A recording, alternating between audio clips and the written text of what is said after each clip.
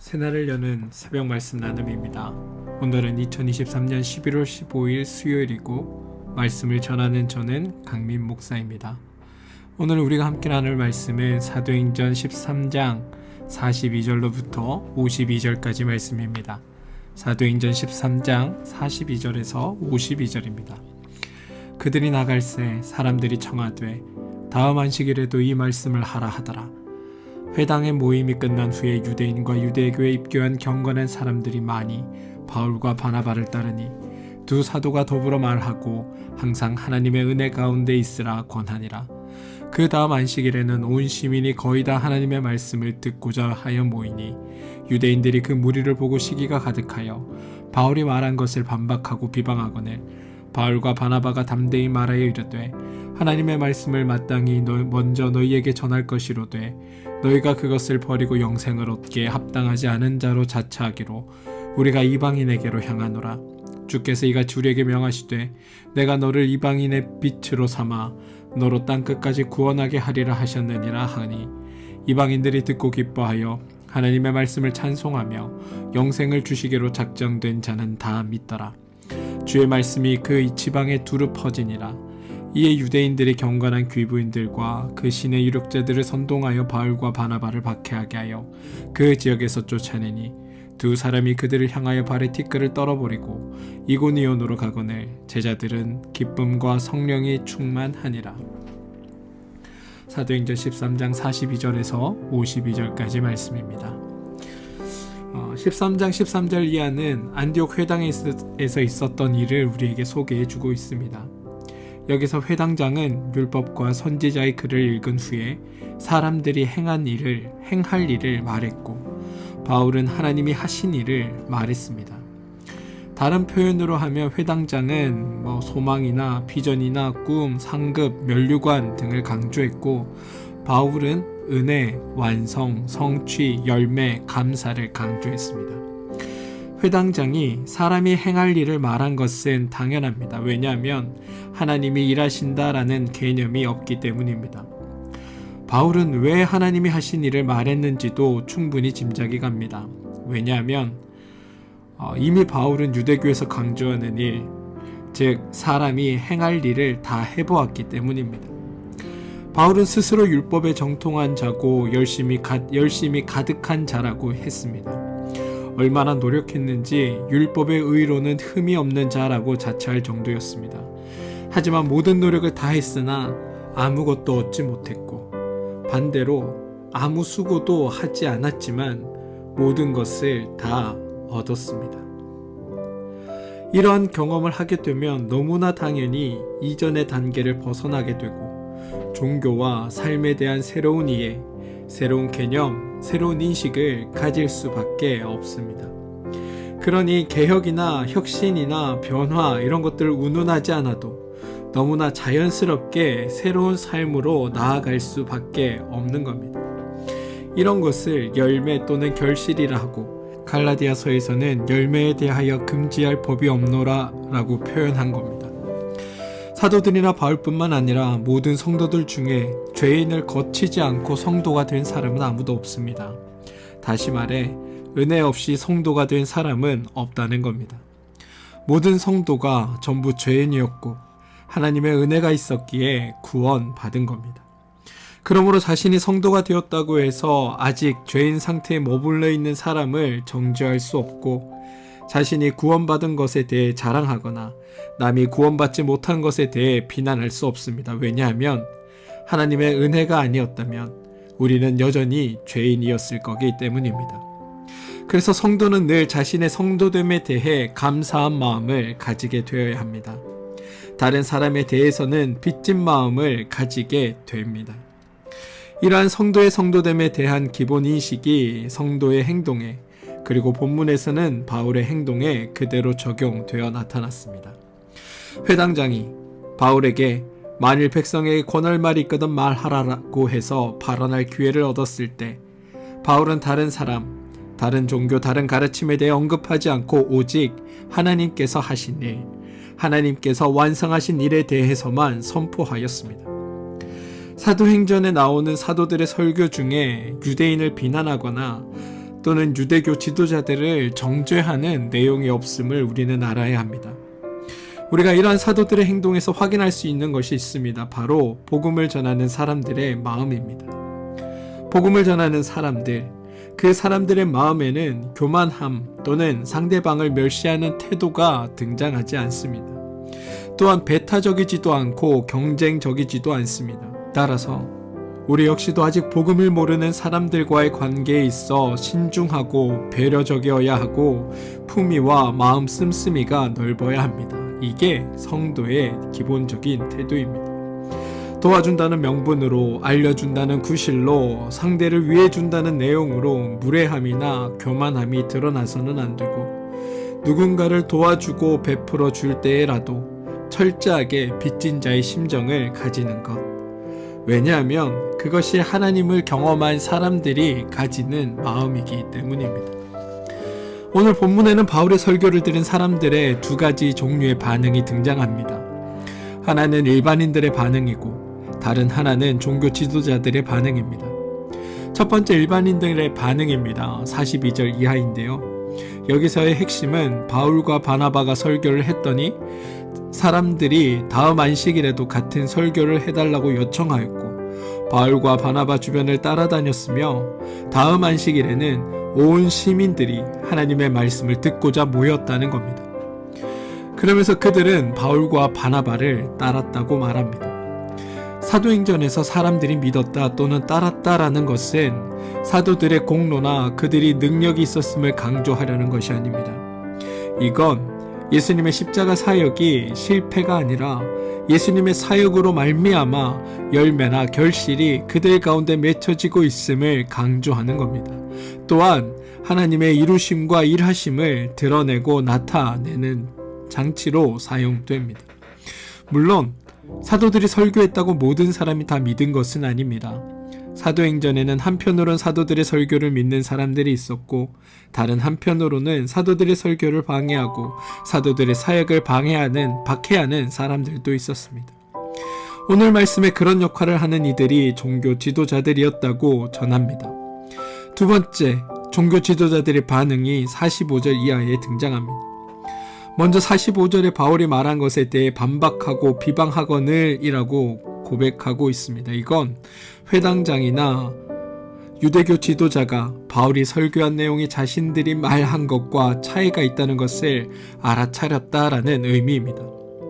일반인들은 바울이 말한 것을 알아차려서 다음 안식일에도 또 들려달라고 이야기했는데 유대의 지도자들은 바울이 말한 것을 알아차린 후에 반박하고 비방합니다. 이런 사람들의 반응이 차이 나는 까닭은 무엇일까요? 단순히 신분적으로 일반 사람이냐 지도자냐라는 것은 아닐 겁니다. 성경이 말하는 지도자의 개념은 단체의 대표 또는 조직의 운영자 이런 것들을 의미하지 않습니다. 성경이 말하는 지도자는 정확하게는 내용을 가진 자라는 것을 의미합니다. 랍비, 아버지, 지도자, 이들의 공통점은 인생을 안다고 생각하는 사람, 인생에 대해 내용을 알고 있는 사람, 그래서 제자나 후배나 자식들에게 이렇게 살라 저렇게 살라 인생 사는 방법을 가르치는 존재라는 의미입니다. 좋은 뜻으로는 어른이고 나쁜 의미로는 꼰대입니다. 회당장은 처음에 자신들의 회중에게 율법과 선지자의 글을 근거로 사람이 행할 일을 말했습니다. 그리고 바울에게 권할 말이 있으면 하라고 했습니다. 이때 회당장은 바울이 어떤 말을 할지라도 자기가 한 말과 별로 다르지 않을 것을 예상했습니다. 그런데 바울이 한 말은 전혀 예상 밖이었습니다. 하나님이 이미 약속을 지키셨고 예언을 완성하셨다라는 내용이었습니다. 자신들이 죽인 예수가 그리스도였고 하나님이 살려내셨고 그 결과로 하나님이 은혜를 주셨고 죄인들이 이미 죄사함을 받았다는 겁니다. 회당장은 이 내용을 받아들일 수 없었습니다. 그래서 이들의 두 번째 반응이 50절에 등장하는 겁니다. 이에 유대인들이 경건한 귀부인들과 그 신의 유력자들을 선동하여 바울과 바나바를 박해하게 하여 그 지역에서 쫓아내니 이들이 복음을 거부하는 이유는 복음 말고도 자신들이 삶을 살아가는 원리나 방법을 알고 있다라고 생각하기 때문이고, 동시에 자기들에게 할 수 있는 능력이 있다라고 생각하기 때문입니다. 그런데 여러분, 이쯤에서 좀 궁금한 게 생겼습니다. 예수님이 십자가에서 죽으시고 부활하신 사건은 모두에게 있어 동일하게 일어난 사건입니다. 바울은 모두에게 동일한 내용의 설교를 했습니다. 또한 바울의 설교를 들은 회중이나 회당장이나 유대 지도자들 모두 죄인이라는 차원에서는 동일합니다. 그런데 복음을 들은 사람들의 반응은 왜 이렇게 다르게 나타나는 걸까요? 만약 사람들의 반응에 따라서 구원이 결정된다면 구원을 모든 이들을 향한 하나님의 은혜라고 말할 수 있을까요? 반대로 하나님의 은혜로 구원받는다면 사람의 반응이 어떠하든 동일한 결과가 나와야 하는 것 아닐까요? 그런데 여러분, 십자가 사건은 동일한데 인간에게는 동일한 결과가 아닌 전혀 다른 두 가지의 상반된 반응이 나옴을 성경은 우리에게 이야기합니다. 그리고 그 이유는 구원, 이것과 구원의 확신을 혼동하기 때문입니다. 구원은 여러분 전적으로 하나님의 사역입니다. 예수 그리스도의 십자가 사역을 통한 전적인 은혜로 우리에게 죄 사함, 즉 구원이 이루어졌습니다. 구원을 행하시는 분은 하나님이시고 구원이 적용되는 대상은 바로 우리입니다. 하나님이 이미 구원을 이루시고 완성하셨다는 소식이 바로 복음이고, 복된 소식을 삶으로 드러내는 것이 전도입니다. 그러므로 전도는 이루어진 결과를 알리는 것이지 새로운 조건을 제시하는 것이 아닙니다. 이때 하나님은 우리에게 강요를 하지 않으시고 설득을 하신다는 겁니다. 죄인이 스스로 죄로부터 벗어나는 것은 할 수 없는 일이기에 죄인이 할 수 없는 것은 하나님이 해 주십니다. 그래서 은혜라고 고백합니다. 그러나 인간이 할 수 있는 일에는 하나님이 철저하게 우리의 선택을 존중해 주십니다.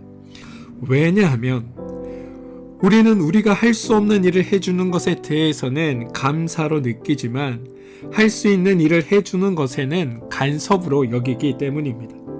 그래서 하나님은 이미 구원하셨다라는 사실을 우리에게 전하고 알리시고 가르치고 알아듣게 하시고 이해하게 하고 인정하게 하고 선택하라고 하십니다. 이게 하나님의 방법입니다. 하나님이 계속해서 은혜에 은혜를 주시고 설득에 설득을 하시고 우리에게 이루어진 일을 알도록 먼저 믿는 사람을 동원하기도 하시고, 또 필요에 따라 이적과 기적을 베풀어 주시기도 하시고, 또 계시와 설교를 통해 하나님이 이루신 구원을 우리가 알도록 반복적으로 설명합니다. 그래서 우리가 하나님이 어떤 분인지를 알게 하십니다. 이게 하나님의 방법입니다. 그런데 이러한 하나님의 방법이 우리에게 주어졌음에도 불구하고 죄인들은 그것을 받아들이지 못합니다. 왜?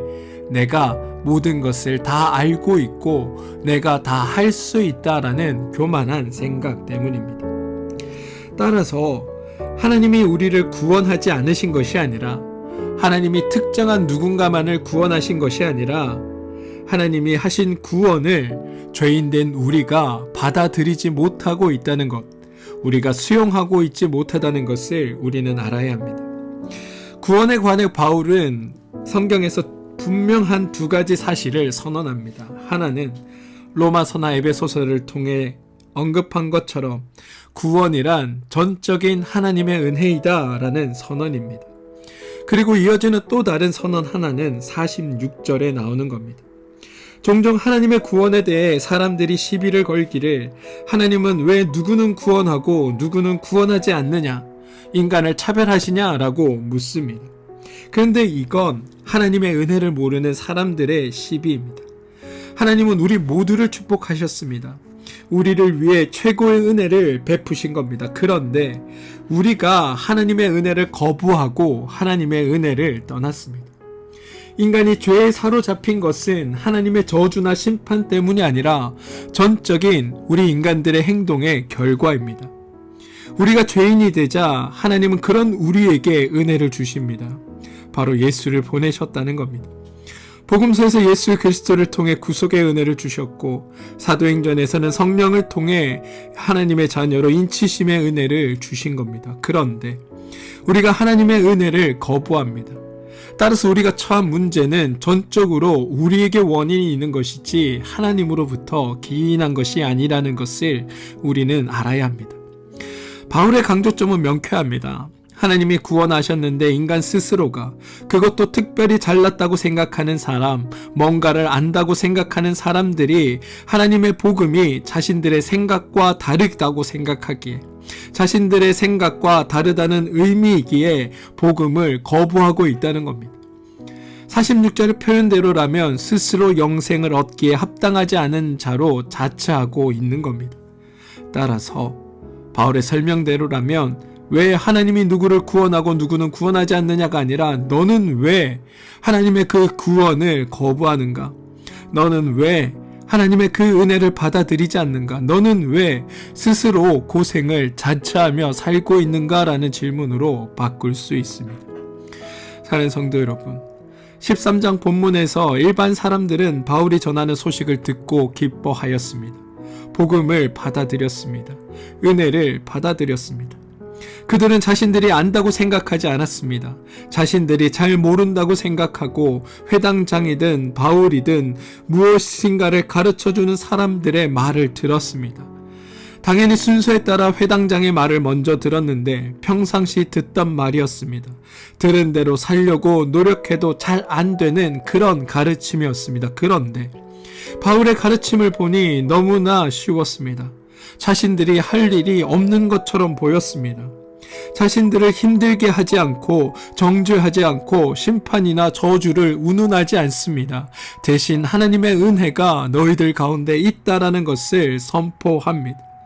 그것을 들으니 또 듣고 싶습니다. 자꾸 들으니 복음이 이해가 됩니다. 복음이 이해가 되니 내가 어떤 존재인지를 깨닫고 구원받은 성도로서의 삶을 누리게 되었습니다. 이게 하나님을 아는 우리의 모습이어야 합니다. 저는 우리 안에 이런 일들이 이루어지길 원합니다. 그리고 그 결과로 주어지는 모습이 51절, 52절입니다. 두 사람이 그들을 향하여 발에 티끌을 떨어버리고 이고니온으로 가거늘 제자들은 기쁨과 성령이 충만하니라. 여러분 아시겠지만 상황적으로 바울과 바나바는 지금 쫓겨납니다. 그래서 기쁨이 충만할 여건이 아닙니다. 하지만 이 둘은 유대인들의 지도자들이 자신들이 전하는 그 복음을 거부하고 반박하고 비방하고 자신들을 박해하고 쫓아내는 상황을 보면서 이전에 자신들이 죄인이었을 때의 모습을 발견합니다. 그래, 저게 내 모습이었구나. 그러면서 동시에 예전과 달라진 자신들의 모습을 보게 됩니다. 더 이상 자들을 박해하는 자들을 저주하지 않고 그들과 맞서 분노하지 않는 지금의 자신들을 본 겁니다. 그러면서 동시에 자신들이 그렇게 하지 않는 모습을 통해 죄에서 이겼구나, 죄에서 벗어나 자유로워졌구나, 내가 참으로 변화되었구나라는 것을 깨닫게 됩니다.